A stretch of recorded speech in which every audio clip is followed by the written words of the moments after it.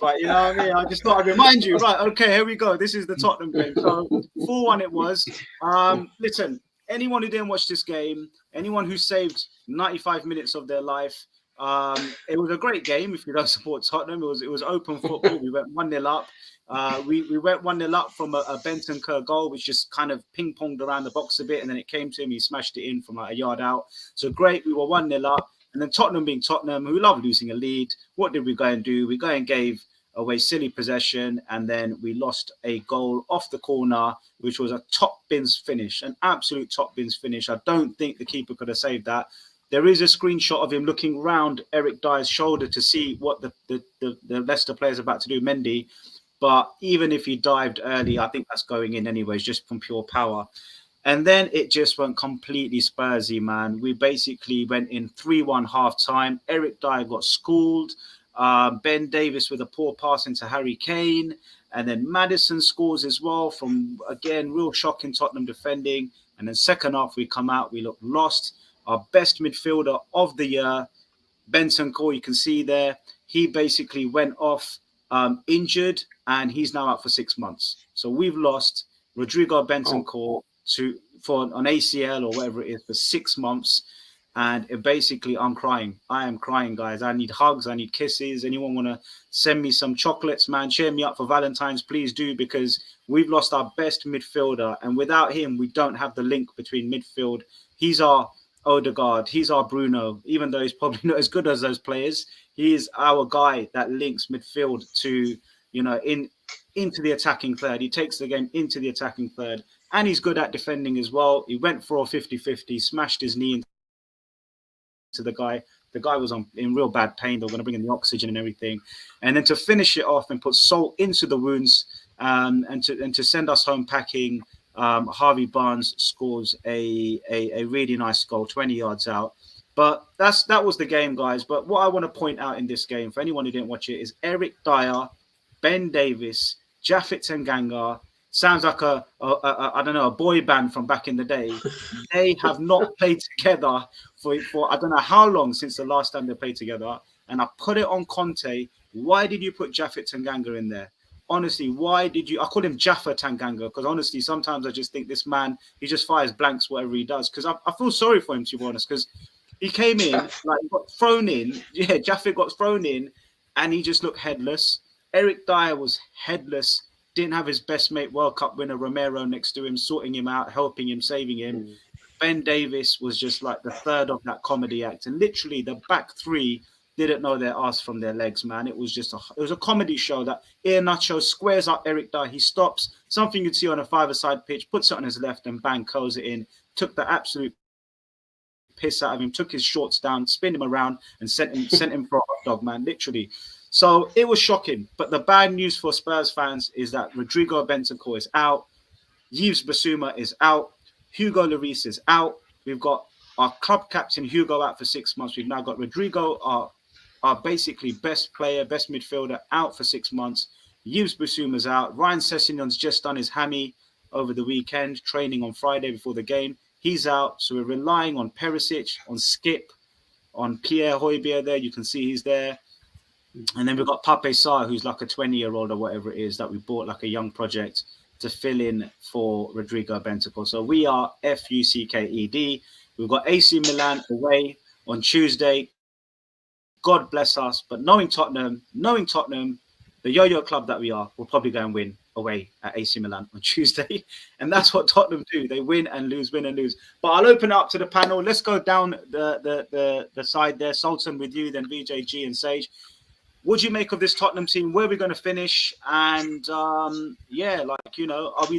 we top four for you, or are we more top six? I think with those injuries that you just mentioned, it'll be a tough act to get into the top four. I think Arsenal, Man City, not sure which way it's going to finish. Man United looking strong. Newcastle pretty solid as well. So it's going to be tough. I think Son this season, he hasn't scored that many, has he? No. You know, it's a bit of a struggle. And Richarlison, is he injured as well with a calf injury, I think? No, he's just come back. He's been more probably been half injured and half available. But yeah, no, he has been injured. But he was Yeah. back. He came on as well. But Richarlison's a straight 9. He's a straight number 9. You stick him in the middle and you get the ball in and around him. We're playing him wide. We're playing him wide on the left. You know, You got Kane, haven't you? I mean, you're never gonna. Obviously, he's the main man. I think longer. I mean, yeah, I think it'll be a struggle to get into the top 4. I think longer term, I think Conte's kind of been. I wouldn't say making excuses, saying we don't spend enough. You spent like 40 million on a Sporting Lisbon, right? Like Pedro Porro, right? So he made it. Obviously, he just made his debut new to the league. So Spurs are, spending money. Obviously, some of the players haven't quite worked out, but the bigger question is Conte. Is he going to be there next season? I think that's the question. And for Spurs fans, the style of football is really important, right?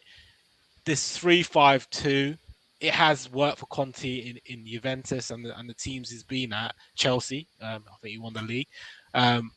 Is this what you want to see? What you're being served up. It's always been, is it, the style of football? Spurs fan, they appreciate good football. You might not be winning anything, but it's important to play good football, right? And the football's probably not that great to watch. Or would you say to that, Josh? Yeah, look, I agree with you, man. Just on Pedro Porro, guys, I don't think he should have started. You don't put Jaffet where Romero normally is, and then put Porro in front of him and let Harvey Barnes basically toy with them. Harvey Barnes toyed with those two. I mean, he must have looked down that left-hand side of, this is my day today. I'm going to score a couple of goals. So Harvey Barnes against Jaffet was a mismatch. Porro debut. The Premier League's a different league. You might start him in the Champions League on Tuesday and put Emerson in there, who's been playing okay and had a really good game against Man City, but he threw Porro in there. And this guy's played in the Champions League for Sporting, so you'd think he'd be okay away in Italy because he knows what the Champions League's about. The Premier League is such a different league, which is probably why it's the best league, because it's so dynamic, it's so fast, it's so physical. You don't get the time that you get in Portugal over here. So he got absolutely spun. Jaffet, I feel sorry for him. I know he's a Tottenham Academy guy. The whole storyline, we love him. Great, seeing him come through the ranks.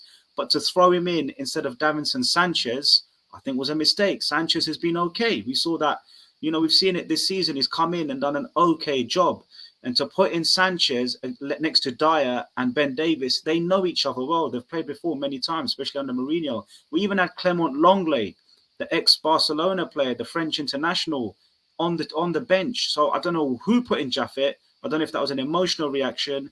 I don't know why he put in Pedro Porro. That right-hand side was where we lost the game. And I think Conte has to take responsibility for his team selection. I don't know what's going on. I mean, he's just come back off an operation. He had his gallbladder removed. So maybe he's a bit high on the morphine. I don't know what he's thinking. But he should have given some to Jaffet Tanganga because he needed it, man. He was just all over the place. And Porro, Instagram message after the game saying sorry to the fans. We crack on. We move to the next game. But this just goes to show, man, you could buy a £40 million player in Europe in January. You stick him on, and it doesn't work. You go and buy a Trossard who's in the Premier League. You stick him on, and it works. So it's always a risk when you buy players from Europe. You just never know when you buy them from Portugal and other slower leagues. VJ, Conte's style of football, you know all about it. I mean, obviously, if we're getting results, we stick with it. But at the moment, do you think Conte's lost the dressing room? Do you think he wants to be here? What's your views on it, man? I don't think he's lost the dressing room. I think that he doesn't want to be there. I think he's one of. I think it was spoken about last week as well that he's one of those managers that likes to sort of come in, work with some big names, wants to spend some money, build a team for short-term success. Doesn't really want to coach the academy players into superstars. That's why your man Tanganga is probably not going to, reach the heights under Conte. And I think he just looks dejected, doesn't he? I mean, Conte. I mean, I said this last week or the week before. When he was at Chelsea, he'd celebrate a corner like mad. But when you guys score a goal, he's like, okay, that's fine. So thank you very much. There just doesn't seem to be the same sort of enthusiasm and spirit there that he almost doesn't believe I'm going to do anything with this team. It's just weird, right? But yeah, I mean, coupled with the injuries that you guys have got now, it doesn't look good, right, for a top 4 finish.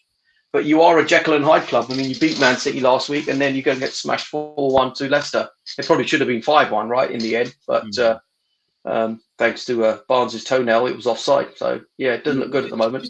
VJ, when he was at Chelsea, was it counter-attacking, low block, or was it in your face, rock and roll? How would you describe his? No, it wasn't rock and roll. Yeah, I think it was sort of similar to what Spurs play. It wasn't. It certainly isn't the stuff that sort of Tuchel was playing. You know, it was defensive. He's an Italian coach, right? They play defensive football, and it was that. I mean, he got smashed 6-0, 6-1 by Arsenal, and then he went to 3 at the back, and that seemed to work for him for the rest of the season. Went on and won the league from there. But it wasn't the prettiest. It wasn't the best. Certainly wasn't as bad as Sarri's, to be fair. But I think with Chelsea, we had such a turnover in managers. I don't think we cared a huge amount about the football that's been played. But I know Spurs like to play a certain way, and I don't think he fits your style. To be fair to Conte at Chelsea, it's like he's got the toolbox, and that's why you can have a manager every 2 years. Because you listen, we've given you 2 players, internationals, pretty much in every position. What can you do with it? That the earnest is on the manager. Whereas with Spurs, it's like, well, we've given you a half-baked squad. You know, we've given you some good players. We've given you a couple of world-class players. And then we've given you some players you need to coach and develop, the Tangangas, the Dyers, the Davises. It's a mixed bag. And I think I agree with you. Like, it's not a Conte squad. He's not going to walk in and smash it up where he would have, you know, done that. Obviously, he did that Chelsea, Inter, Juve. So we do need a coach. We need a coach. We need a tactician. We need a project manager. But we also need a winner. And it's really hard to find that guy, because that guy normally will come and look at Spurs and go, I'm a winner. I'm Jose Mourinho. Not for me. The squad's just not good enough. And they come and take their 50 million and they're gone in a couple of years, you know, and it's, look at it as a pension. Maybe, I don't know. Maybe just look at the money from it. And then you get other managers that come that haven't won anything, but they coach. And we had that with Poch. And I think Levy's trying to find the Poch Conte hybrid, the man that can coach and develop, and the man that can also, that has won and has the know-how to change a game 60 minutes in, make the substitutions. And a lot of Tottenham fans were upset that he didn't change this game around the 65th minute. He waited and waited, and the writing was on the wall, man. We were 3-1 down, we were 4-1 down. Wasn't much change, but the Conte in people would argue, what does he do? What does he bring off the bench, really? I mean, who have we got? We got Danjuma, who's new, and Lucas Moura. You know, where'd you go from there, really? Richarlison, to be fair, is the only real proven player that we had on the bench. Gaurav, how are you looking at Tottenham, mate? How do you sum us up at the moment? I think unbalanced is the best way to say it. I think up front, you're probably one of the best sort of out and out. In terms of personnel, you've probably got some of the best sort of attacking. You know, if you say Harry Kane, Heung-min Son, and Ricardo as your starting 3, you'd expect some goals. I think so not to take away from Leicester, right? The first goal was a worldie, absolute worldie. He couldn't have hit that any better. Okay. Harvey Barnes absolutely stripped that side. We get that. And I even said to Sultan last season, do you remember? I said somebody like Harvey Barnes at Liverpool under Klopp would do phenomenally well as well. So I think the team's there, but look, you're not going to win anything with Ben Davies, Eric Dyer, Tanganga at the back.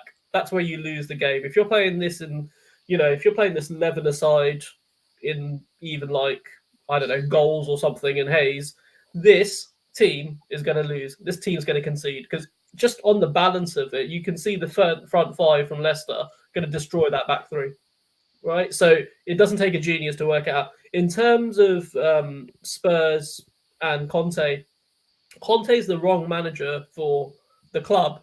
But anywhere else he goes where he is funded and backed to his philosophy, he will win.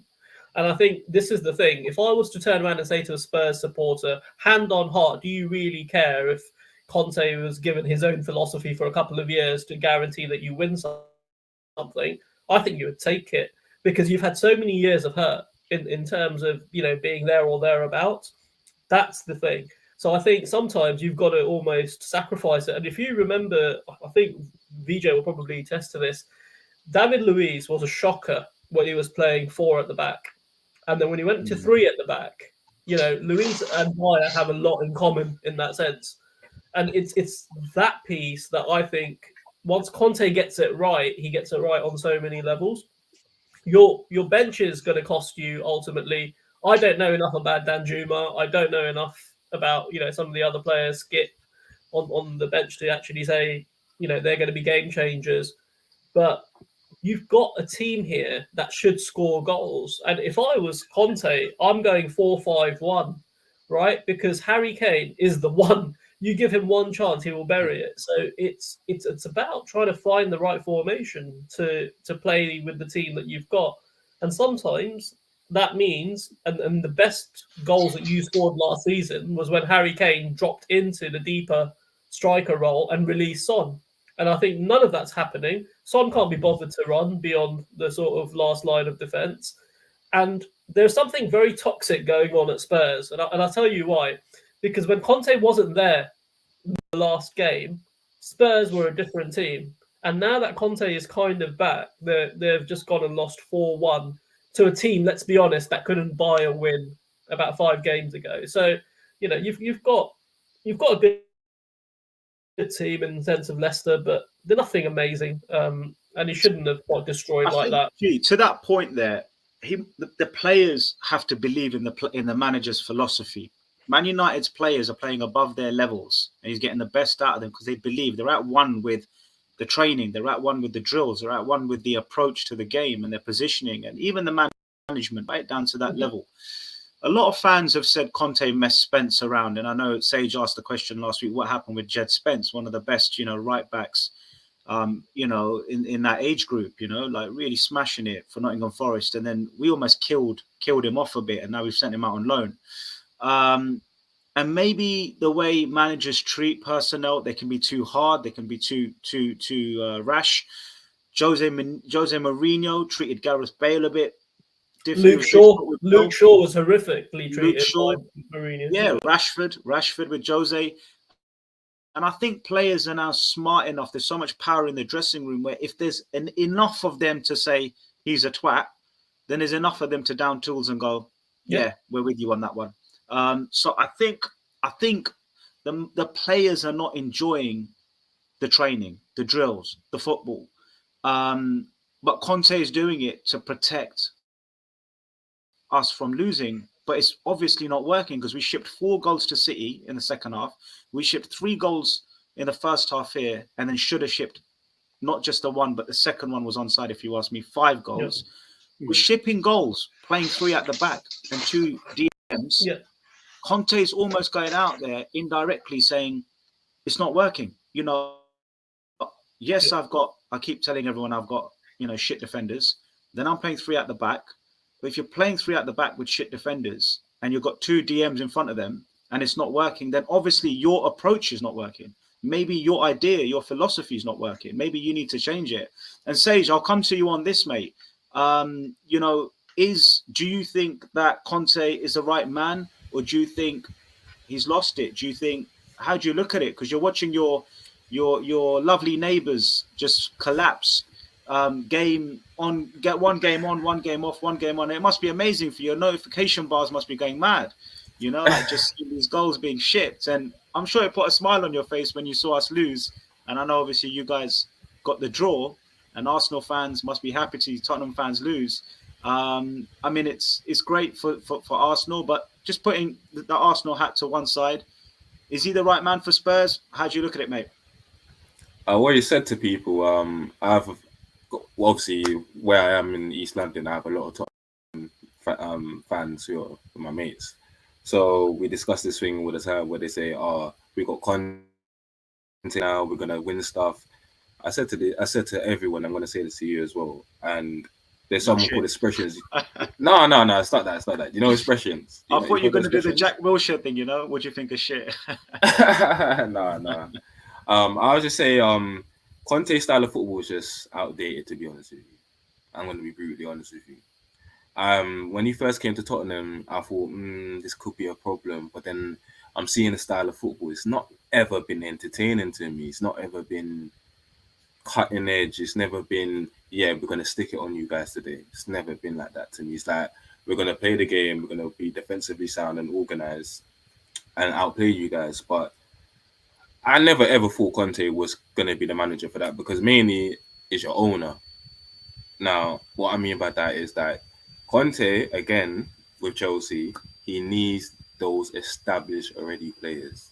Apart from Son and Kane, maybe Kulusevski, but he's still not completely proven to me personally. I'm not gonna lie to you. I think he's a very good player, but just say a lot to me in the Premier League. So apart and remember from that, and obviously you mentioned your main man Bentancur going as well. I think, which I'm gonna put my unbiased side aside. You're gonna miss him so bad. You're right. He's probably your best midfielder, big time, because he really complements Højbjerg. He complements Kane up top as well. He actually is a really good passer of the ball, and he does carry the ball very well. So you're gonna miss him. And Son not being his usual self, I think that's down to Conte as well, because at the World Cup, Son wasn't great, but he wasn't. Actually, no, he was bad at the World Cup as well. I don't know what Conte is doing to your players, mate. I'm not gonna lie to you. I don't think he's the right manager for you guys. Yeah, there's an argument with the Sonny thing. I'm glad you brought it up. That the overlapping wing backs of Porro and Perisic on the left are taking that space up because Conte wants them to occupy that space to get the crosses in. Sonny's not a great header of the ball. He's not a hold-up man. He's a counter-attacking. He's a boomer. He's that, what you call it, a catapult. You just send him the ball and he chases onto it, and he's great one-on-one. And the other thing he's got is that shot from 25 yards out. But apart from that, Sonny loses the ball. You know, his passing can be wayward. He's not strong. He's weak. You know, and if you don't give him 25 yards to run into, left and right and in front of you, you kind of nullify his game, because he's all about speed and beating the offside trap and a one-on-one finish. And like I said to you, the second thing he can do is he can smash it in from 25 yards. We've seen Sonny do it with left and right feet. You got to play to his strengths when you play Heung-min Son. You can't then make him this pocket player where he receives the ball in tight spaces and expect him to do something. He's not that kind of tight space player. He's a space player. A bit like Rashford. You don't expect him to hold up the ball. You know, you expect him to just get in behind and feed balls into him. And we haven't got a Maddison or Bruno or an Odegaard to slide in those balls. And Bentancur is the man that pretty much, you know, is as close as possible we can get to that sort of, you know, false nine or that attacking midfielder. So we are lacking a creative guy, and Eriksen used to do that for us. Modric was the man. Boy, do I miss Modric.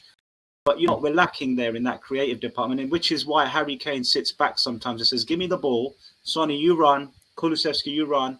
You guys be the runners. I'm going to be the hold-up. I'm going to be the De Bruyne for a bit now and just feed those balls in. But then you know what? Teams know how to nullify Harry Kane. If you push him back, yes, he can supply. But then you get in his face. His pressing's not great, Harry Kane. He's not as quick as he's never quick, but he's like aged a bit. So if you nullify Kane, you almost nullify Tottenham. And I think it was Souness who said it, or one of the pundits, Roy Keane. You know, his point was you nullify Kane and you've got a draw already. And then it's whether you want to win it or not. And Kane was nowhere to be seen against Leicester, lads.